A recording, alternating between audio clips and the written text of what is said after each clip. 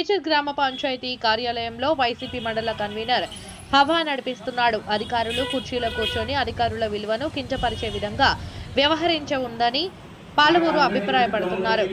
సోమవారం 4, 5, 6 వార్డులలో తాగునీరు లేవని మహిళలు పంచాయతీ కార్యాలయానికి వచ్చి ఫిర్యాదులు చేశారు. అయితే మేజర్ గ్రామ పంచాయతీ నందు అధికార పార్టీ నాయకులది చెల్లడం లేదని తెలుస్తోంది. వైసీపీ నాయకులు నేటికి తమ హవా కొనసాగించడం గమనించదగ్గ విషయం.